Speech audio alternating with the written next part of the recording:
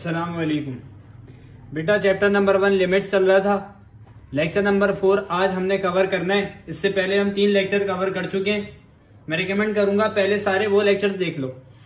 तो lecture number 4 के अंदर जो मेरे पास इंपॉर्टेंट पॉइंट्स है ना, पहले क्वेश्चन सॉल्व करने से पहले मेरे पास जिससे रिलेटेड क्वेश्चन आएंगे ना, पहले वो आप कॉन्सेप्ट क्लियर कर लो, उसके बाद फिर वो क्वेश्चन के ऊपर इजीली चले जाएंगे, फिर वो क्वेश्चन आसानी के साथ सॉल्व हो जाएंगे। अच्छा, तो वो इंपॉर्टेंट पॉइंट्स क्या है?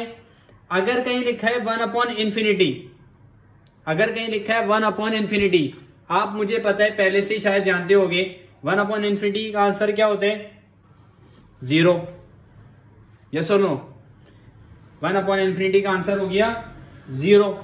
सिमिलरली मेरे पास एक इक्वेशन लिखी है x प्लस वाई। अगर मैं इसमें से, इस इक्वेशन में से x को कॉमन निकालना चाहूं, क्या बात कह रहे हैं सर, x कॉमन कैसे आएगा? y के साथ कहां लिखा है x? अच्छा, y के साथ x नहीं लिखा, लेकिन क्या मैं कॉमन निकाल सकता हूं? द आंसर इज यस, निकाल सकता हूं। कैसे निकालूंगा? इसको मैं कॉमन लेना नहीं कहूंगा, इसको मैं कहूंगा जबरदस्ती कॉमन ले रहा हूं। सिर्फ कॉमन नहीं ले रहा हूं, बल्कि जबरदस्ती कॉमन ले रहा हूं। तो अगर मैं x कॉमन निकाल लूं तो यहां क्या बचेगा? 1। x चला गया ना, यहां से 1 बचा। बात मुकम्मल हो गई क्या? नहीं, सिंपल y नहीं आएगा, बल्कि y से x डिवाइड भी हो जाएगा। बेटा मैथ्स का रूल है ना ये। अब आप कॉमन निकाल लो जब जबरदस्ती, तो आप क्या करोगे? जिस टर्म के नीचे x नहीं था उसके नीचे ही x आएगा, ताकि अब देखो क्यों मैं कह रहा हूं इसके नीचे x आएगा, क्योंकि अगर मैं दोबारा यहां जाना चाहूं तो मैं कैसे जा सकता हूं? x को अंदर मल्टीप्लाई करो, x मल्टीप्लाई बाय 1 x हो जाएगा, फिर x मल्टीप्लाई हो रहा है y अपॉन x से, एक x डिवाइड में एक x मल्टीप्लीकेशन के अंदर, दोनों कैंसिल आउट हो जाएंगे, मेरे पास सिंपल y बच जाएगा। ये बात समझ आई? सिमिलरली अब यहां पर मैं अगर x स्क्वायर में से x स्क्वायर प्लस 2x है, यहां से अगर मैं x स्क्वायर कॉमन निकालूं, आपने x तो सुना होगा कॉमन ले रहे हैं, लेकिन अगर मैं x स्क्वायर कॉमन निकाल लूं तो अंदर क्या बचेगा? 1 plus 2x divide by x square. फिर मजीद इसको सॉल्व कर लेना। समझ में आई? जब जबरदस्ती कॉमन लेना होता है तो आप जिस चीज के नीचे वो चीज नहीं है जो आप कॉमन निकालना चाह रहे हैं, तो डिवीजन के अंदर वो टर्म लाजमी आती है। बात समझ आई? बेटा एक्सरसाइज नंबर 1.7 मेरे पास कोई भी टर्म जो इन्फिनिटी को अप्रोच कर रही है उन क्वेश्चन से रिलेटेड है। ये सबसे पहली एग्जाम्पल है मेरे पास, ये आपकी बुक के अंदर मेंशन है। मेरे पास एग्जाम्पल में क्या आ रहा है? Limit x approaches to infinity, x square minus 5x plus 2 divide by 5x square plus 6x minus का 4। अब मुझे कह रहे हैं कि इसके अंदर वैल्यू आपकी किसको अप्रोच कर रही है? इन्फिनिटी को। ये कैसे सॉल्व होगा ये देखते हैं। देखो मैं तुम्हें पहले इस क्वेश्चन करवाने से पहले ही आपको कॉन्सेप्ट दे चुका हूं कि ये क्वेश्चन कैसे सॉल्व होंगे। Limit x approaches to infinity, मैं क्या कर रहा हूं? अच्छे बच्चों की तरह पहले क्या करेंगे? क्वेश्चन को एक दफा लिखेंगे, x square minus 5x plus 2 divide by 5x square, 5x square है ये, प्लस 6x माइनस 4। ठीक है, limit x approaches to infinity. देखो मुझे एक बात पता है, अगर मेरे पास कहीं लिखा हो 1/infinity तो मैं उसको क्या कंसिडर कर सकता हूं? उसका आंसर 0 कर सकता हूं। ठीक है, अब 0 तो तब होगा ना जब इन्फिनिटी डिवाइड की फॉर्म में आ रहा हो। ऐसा ही है, इन्फिनिटी अगर डिवीजन की फॉर्म में आ रहा हो तभी तो मेरे पास आंसर क्या होगा? तभी तो 0 होगा। लेकिन अभी यहां पर अगर मैं कहीं भी इन्फिनिटी पुट करता हूं, यहां क्या हो जाएगा? सबसे पहले अनडिफाइंड देखेंगे कंडीशन, अनडिफाइंड बन रही है या नहीं बन रही। देखो सबसे पहले मैं देख लेता हूं, इन्फिनिटी का स्क्वायर, ये इन्फिनिटी कह लो, इन्फिनिटी का स्क्वायर इन्फिनिटी ही हो गया, माइनस 5 इंटू इन्फिनिटी, ये भी इन्फिनिटी है, infinity minus infinity plus 2, 5 into infinity square यानी इन्फिनिटी आ जाएगा, प्लस 6 इन्फिनिटी। यानी यार ये सारी जो है ना आपके पास अनडिफाइंड कंडीशन बन रही है। आप लिमिट जब इन्फिनिटी पुट करोगे तो आपको ये क्या दे रहा होगा? अनडिफाइंड कंडीशन बना रहा होगा। तो हमें अनडिफाइंड कंडीशन तो नहीं चाहिए, हमें एक स्पेसिफिक आंसर चाहिए, इन्फिनिटी की फॉर्म में थोड़ी चाहिए, या infinity upon infinity, infinity minus infinity, ये मुझे ऐसा क्वेश्चन के अंदर चाहिए ही नहीं। तो मैं इसको कैसे सॉल्व करूंगा, हम पीछे पढ़ चुके हैं जबरदस्ती कॉमन लेके। एक तो मुझे क्या बनाना है, बस डिवीजन के अंदर कोई टर्म ऐसी आ रही हो कि जिसकी जगह मैं इन्फिनिटी पुट करूं मुझे आंसर क्या मिल जाए, 0 मिल जाए। वजह something upon infinity will be 0। अब एक्स स्क्वायर मैं इसमें से क्या करता हूं, कॉमन लेता हूं, एक्स स्क्वायर कॉमन लेता हूं, तो मेरे पास क्या बचा 1 minus 5x divide by x square plus 2 divide bye x square. ऐसा ही होगा, जबरदस्ती कॉमन लिया है। जिस टर्म के जो टर्म एक्स स्क्वायर की थी वहां तो 1 आ गया, बाकी सबके डिवीजन के अंदर क्या आ जाएगा, एक्स स्क्वायर आ जाएगा। सिमिलरली नीचे भी यही करने जा रहा हूं, एक्स स्क्वायर कॉमन लो, यहां क्या बचा 5 plus 6x divide by x square minus 4 divide by x square. ये बात समझ आ रही है। अब जो टर्म कैंसिल हो रही है उसको कैंसिल कर दो। देखो एक्स स्क्वायर से आपका x मर गया, एक्स स्क्वायर यहां, ये नहीं, यहां एक्स स्क्वायर से x आपका चला गया। अच्छा अब मेरे पास और काम क्या हो रहा था, यहां पर एक्स स्क्वायर से एक्स स्क्वायर कैंसिल हो गया, ऐसा ही है ना। तो मैं क्या करने वाला हूं, limit x approaches to infinity 1 minus 5 upon x बचा, यहाँ पे 2 अपॉन एक्स स्क्वायर बचा, और डिवाइड के अंदर क्या बच रहा है 5 plus 6 upon x minus 4 upon x square. अब सिंपल काम क्या करो, अब सिंपल क्या कर दो, लिमिट अप्लाई कर दो। अब जब लिमिट अप्लाई करोगे ना तो आपके पास आंसर इंफिनिटी में नहीं आ रहा होगा, यानी अनडिफाइंड कंडीशन नहीं बन रही होगी। तो 1 माइनस, देखो इसे क्वेश्चन को अच्छी तरीके से समझ लो, बाकी सारे क्वेश्चन इजी हैं, आप इसी तरीके से खुद से कर लोगे। 1 माइनस 5 अपॉन इंफिनिटी आ जाएगा, 2 अपॉन इंफिनिटी का स्क्वायर हो जाएगा। सिमिलरली डिवाइड हो रही है 5 प्लस 6 अपॉन इंफिनिटी आ जाएगा, 4 अपॉन इंफिनिटी का स्क्वायर आ जाएगा, कोई मसले वाली बात नहीं। अब हमें एक बात पता है, समथिंग अपॉन इंफिनिटी, देखो इंफिनिटी का स्क्वायर या इंफिनिटी ही है, ठीक है। तो 1 माइनस 5 अपॉन इंफिनिटी क्या हो जाएगा 0 प्लस 2 अपॉन इंफिनिटी का स्क्वायर। भाई सिंपल सा आंसर इसका भी क्या होगा 0। देखो 1 अपॉन इंफिनिटी हो या 1 अपॉन इंफिनिटी का स्क्वायर हो, वो क्या होता है आंसर आपका 0 ही होता है। तो यहां पर क्या हो जाएगा 5 plus 6 upon infinity will be 0, 4 upon infinity का स्क्वायर ये भी 0। तो मेरे पास एक आंसर आ रहा है जो कि 1/5 है। ये बात समझ आई, this will be your required answer. ये क्लियर हो गया। देखो मैं दोबारा से आपको ये समझा देता हूं ताकि एक क्वेश्चन आप समझ लोगे, सारा फिर आप खुद कर लोगे। लिमिट मुझे दी हुई थी x अप्रोचेस टू इंफिनिटी। अब मैंने क्या किया, मैं अगर इसको अनकंडीशन, देखो अगर मैं यहां infinity as it is put कर देता हूं तो मेरे पास अनडिफाइंड कंडीशन बन रही होगी। इंफिनिटी का स्क्वायर इंफिनिटी माइनस यहां पे भी इंफिनिटी प्लस 2, तो भाई ये तो कोई टर्म नहीं है ना यार, इंफिनिटी तो खत्म करो यार, एक मुझे पर्टिकुलर आंसर लाके दो, ठीक है ना। तो यहां पे क्या हो जाएगा, यहां पर आप सबसे पहले एक्स स्क्वायर कॉमन लोगे। देखो वो टर्म कॉमन लोगे कि जो डिवाइड की फॉर्म में बच रही हो, बस वो।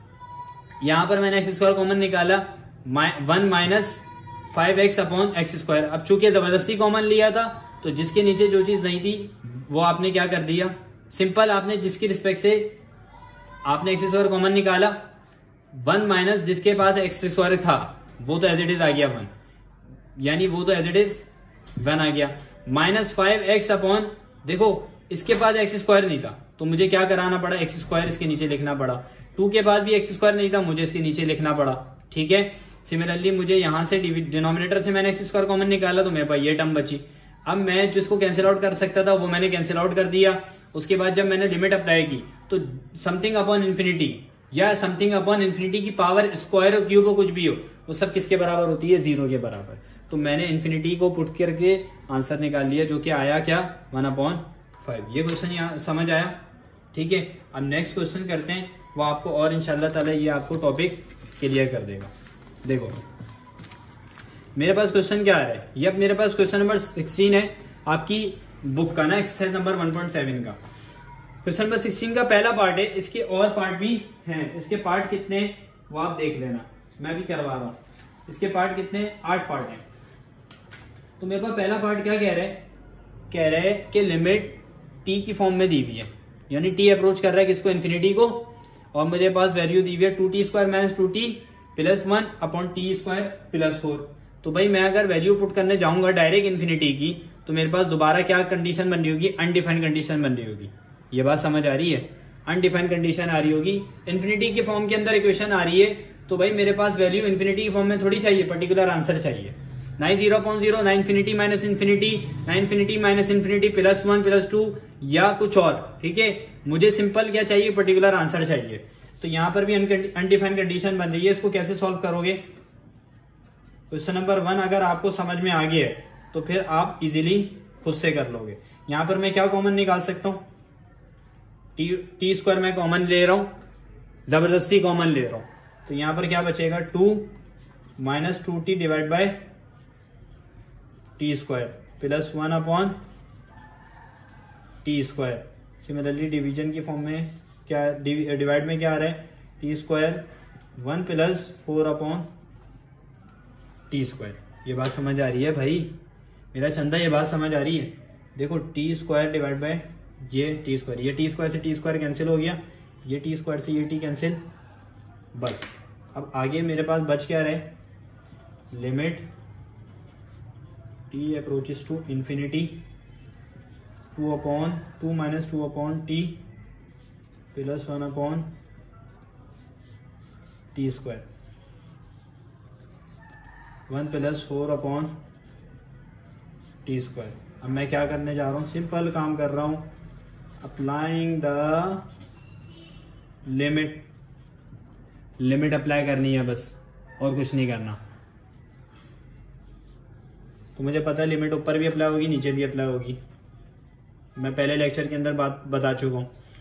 2 अपॉन इन्फिनिटी 1 अपॉन इन्फिनिटी का स्क्वायर, 1 + 4 अपॉन इन्फिनिटी का स्क्वायर। अब इन्फिनिटी का स्क्वायर हो या इन्फिनिटी लिखा हो या इन्फिनिटी की पावर क्यूब लिखी हो, something upon infinity will be 0। तो 2 - 0 + 0 और ये 1 + 0, मेरे पास आंसर क्या आ जाएगा, 2 आ जाएगा। ठीक है, this will be your required answer. ये बात समझ आई, जबरदस्ती कॉमन लिया, उसके बाद हमने क्या किया, जो टर्म कैंसिल आउट हो रही थी उसको कैंसिल आउट किया, लिमिट अप्लाई की, समथिंग अपॉन इन्फिनिटी हमें पता है 0 होता है, तो आंसर उसके बाद क्या आ गया अपना 2। देखो अब मेरे पास पार्ट 3 है, limit t approaches to infinity. Function क्या दिया हुआ है, √t² + 1 डिवाइड बाय t + 1। देखो इसको कैसे सॉल्व करेंगे, सिंपल अनडिफाइंड कंडीशन बन रही होगी लिमिट की वैल्यू पुट करने के बाद। देखो limit t approaches to infinity, मैं सबसे पहले इसको कैसे, क्वेश्चन को सॉल्व कैसे करना है। देखो यहां पर मैं अगर जबरदस्ती इसमें से t² कॉमन निकाल सकता हूं, यस और नो। मेरे पास अंदर क्या बचेगा, 1 + 1 अपॉन t², यही होगा। देखो t² कॉमन लिया तो 1 बचा, इसकी जगह तो 1 आएगा, बाकी 1 के पास तो t² नहीं था ना, तो मैंने सिंपल सा काम क्या किया, 1 अपॉन t² हो गया। अब नीचे क्या रहा, नीचे हमने क्या करना है, t कॉमन निकाल लिया, 1 + 1 अपॉन t, यहां पर भी ये काम किया। ठीक है, अब मुझे एक बात बताओ, क्या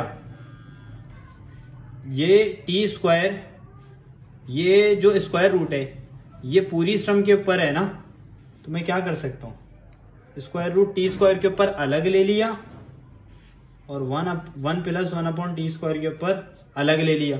यहां तो कोई मसला बेटा, ये सिर्फ वैलिड है ये रूल कि अगर आपके पास स्क्वायर रूट आ रहा हो दो ऐसी टर्म्स के ऊपर जो कि मल्टीप्लाई हो रही है या फिर डिवाइड हो रही है, फॉर सॉल्विंग पर्पस आप स्क्वायर रूट दोनों के ऊपर अलग अलग लगा सकते हो। तो ये सिर्फ मल्टीप्लीकेशन और डिवीजन के लिए वैलिड है। बाकी एडिशन अगर हो रही हो, कहीं दो टर्म्स हैं अगर ऐड हो रहे हो a + b और पूरे के ऊपर स्क्वायर रूट आ रहा हो, तो बेटा आप उसको अलग अलग square root a + square root b नहीं बना सकते। ये सिर्फ मल्टीप्लीकेशन और डिवीजन के लिए है। अब यहां पर क्या हो जाएगा, टी 1 प्लस 1/t, ये तो एज इट इज यही रहा। अब मुझे एक बात बताओ, स्क्वायर से रूट क्या हो जाएगा, कैंसिल, स्क्वायर से square root cancel, limit t approaches to infinity, सिर्फ क्या बचा, टी बचा, t into 1 plus square root 1 plus 1/t square divide by t into 1 plus 1/t। अब यहां पर मुझे जहां कैंसिल आउट होते हुए देख रही है जो टर्म, वो मैं कैंसिल आउट कर रहा हूं। टी से टी क्या हो जाएगा, कैंसिल हो जाएगा, मेरे पास बचा क्या, limit t approaches to infinity square root 1 plus 1/t square divide by 1 plus 1/t।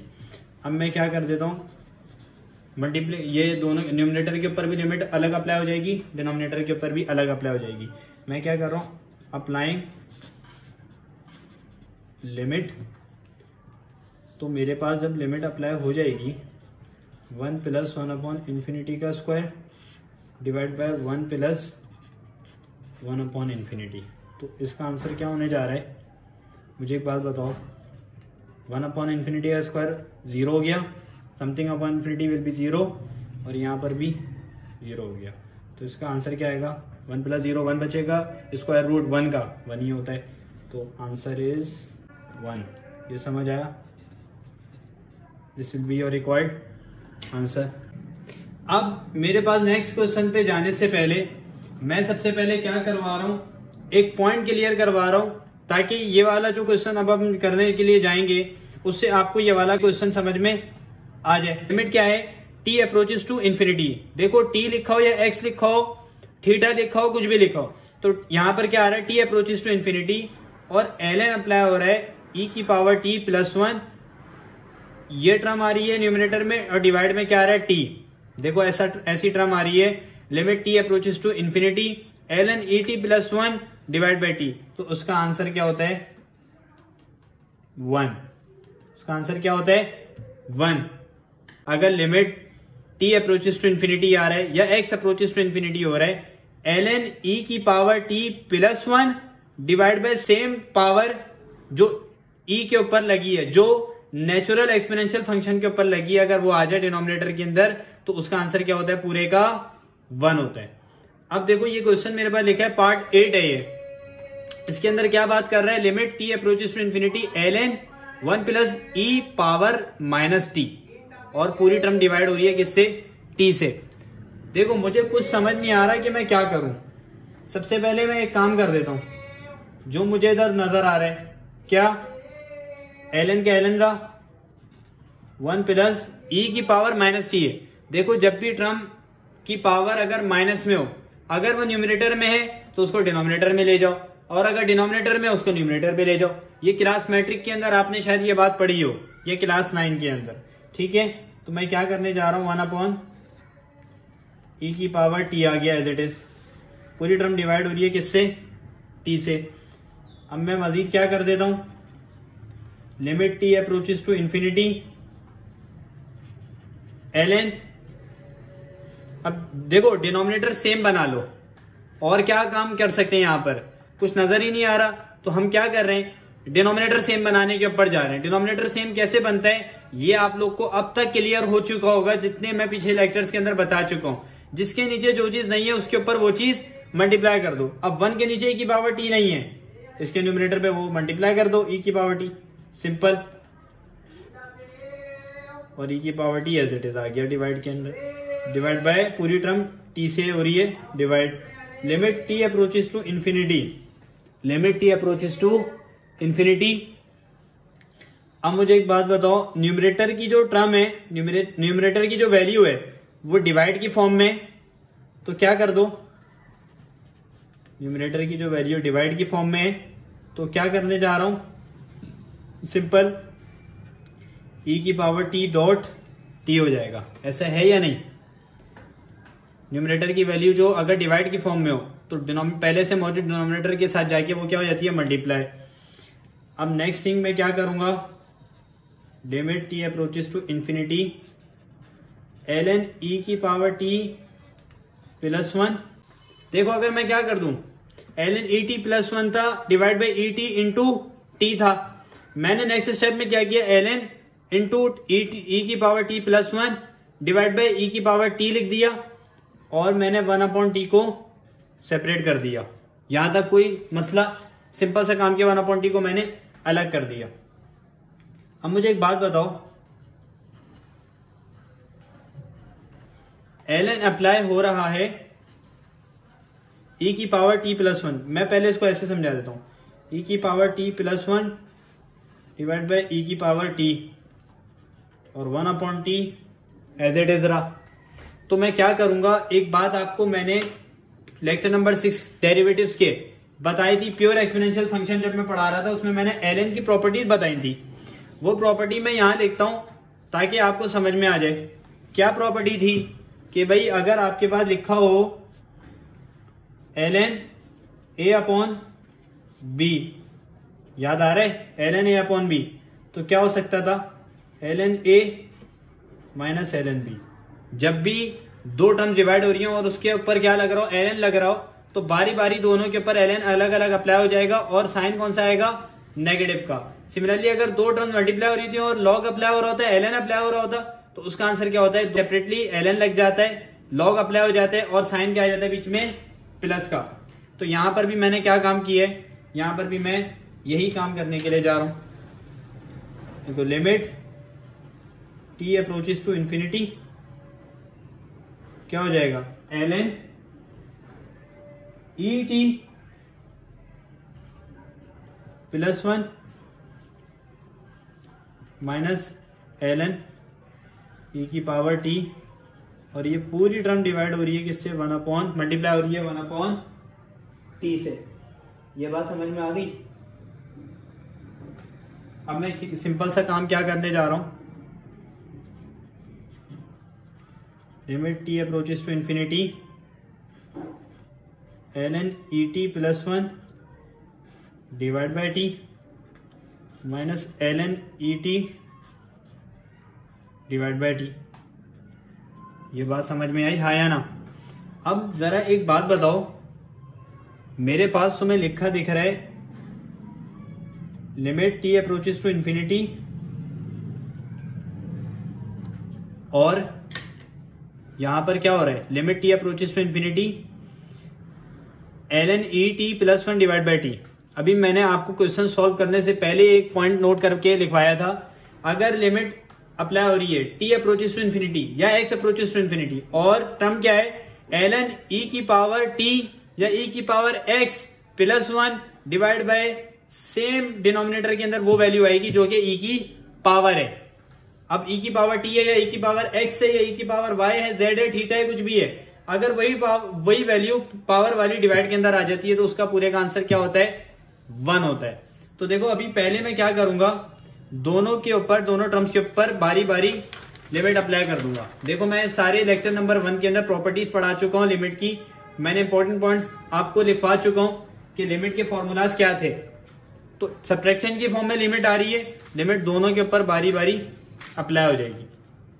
कर देते हैं, limit t approaches to infinity ln e की power t plus 1 divide by t, एक तो ये टर्म थी, और अब किसके ऊपर अप्लाई होगा, limit t approaches to infinity e की पावर ln e की power t divide by t। ये बात समझ आ रही है, हाँ या ना, ठीक है। अब मैं अभी लिमिट अप्लाई नहीं करूंगा बेटा, लिमिट तो बाद में अप्लाई होगी ना। सर ऐसी बातें क्यों कर रहे हैं, लिमिट अप्लाई करें भाई, लिमिट अप्लाई अभी नहीं होगी। वजह उससे पहले ही मेरे पास एक कॉन्सेप्ट यूज हो रहा है, एक फॉर्मूला यूज हो रहा है, जो कि फिर मैं कह रहा हूं प्योर एक्सपोनेंशियल फंक्शन के अंदर मैंने डिफाइन किया था। वो क्या है, अगर आपके पास प्रॉपर्टी है ln की, अगर आपके पास लिखा है ln और कोई भी ऐसी टर्म आ रही है जिसके साथ कोई पावर लगी है, फॉर सपोज पावर n है, पावर पहले और बेस बाद में, क्या कर देता है, अगर कोई ऐसी टर्म आ रही है ln a की पावर n, तो पावर पहले और ln बेस के ऊपर अप्लाई हो जाता है। सिंपल से ये आपके पास फॉर्मूला था। अब यहां पर पहले काम तो ये करना है, लिमिट नहीं हटेगी, अभी लिमिट तो अप्लाई ही नहीं की, limit t approaches to infinity. अब यहां पर जब अप्लाई होगा ln e की पावर t, मुझे बताओ आंसर क्या होगा, पावर पहले ln बेस के ऊपर, यस और नो, और डिवाइड में t एज इट इज आ गया। अब मुझे एक बात बताओ, t से t क्या हो रहा है, t से t कैंसिल हो रहा है, t से t क्या कर दिया, कैंसिल कर दिया। टर्म क्या बच रही है, limit t approaches to infinity ln e हो गया। अब बेटा एक बात याद रखना, ln e का आंसर क्या होता है, डायरेक्ट ln e का आंसर क्या होता है, 1 होता है। ln e डायरेक्ट किसके बराबर होता है, 1 के बराबर होता है। तो यहां पर 1 minus limit t approaches to infinity, limit किसके ऊपर अप्लाई हो रही है, 1 के ऊपर। लिमिट किसके ऊपर अप्लाई हो रही है, 1 के ऊपर, कांस्टेंट नंबर के ऊपर अप्लाई हो रही है। तो मेरे पास आंसर क्या होता है, जब भी लिमिट कांस्टेंट टर्म के ऊपर अप्लाई हो रही होती है उसका आंसर क्या होता है, constant term as it is लिखी जाती है और लिमिट जो होती है वो रिमूव हो जाती है, लिमिट खत्म हो जाती है। तो 1 minus 1 answer is 0। This will be your required answer. ये सिंपल सा आपके पास आंसर आ गया। देखो पूरा क्वेश्चन एक दफा दोबारा रिव्यू कर लेते हैं। मेरे पास क्वेश्चन में था क्या, मुझे पावर दिखी e की पावर माइनस टी, मैं इसको किस में ले गया, डिवाइड की फॉर्म में, मैंने रेसिप्रोकल कर दिया, वो पॉजिटिव हो गई।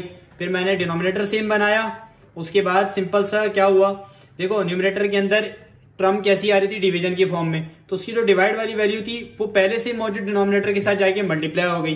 अब मैंने क्या किया, मैंने यहां पर जो t था डिवाइड के अंदर उसको 1/t करके एक तरफ कर दिया, बाकी जो बचा मैंने एक तरफ कर दिया।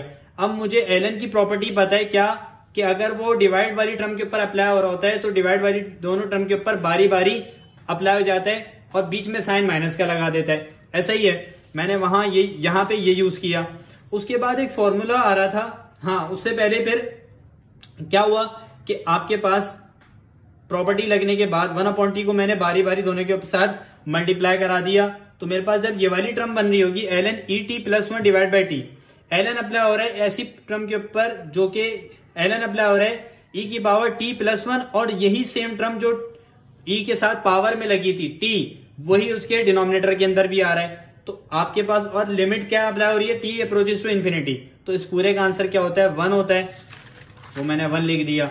उसके बाद मैंने लिमिट अप्लाई नहीं की, उसके बाद मैंने लिमिट अप्लाई नहीं की, सिंपल से मैंने काम क्या किया कि ln की एक और प्रॉपर्टी अप्लाई की। क्या, ln अगर अप्लाई हो रहा है ऐसी टर्म के ऊपर जिसके साथ कोई पावर लगी है, तो वो क्या कहता है, पावर पहले और ln बेस के ऊपर, मैंने पहले वो लगा दिया।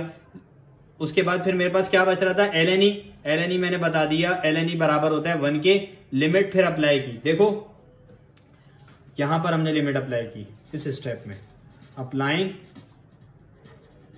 लिमिट, यहां पर लिमिट अप्लाई की, आंसर क्या आया, लिमिट में कांस्टेंट का आंसर क्या होता है, कांस्टेंट ही होता है, लिमिट रिमूव हो जाती है, 1 minus 1 will be 0, answer is 0। ठीक है, तो ये आपके पास इस क्वेश्चन का सॉल्यूशन था। यहां तक अगर आपको बात समझ में आ गई तो मुझे लाजमी बता देना। अब नेक्स्ट लेक्चर के अंदर हम देखेंगे फर्दर क्या कॉन्सेप्ट आ रहे हैं हमारे सामने।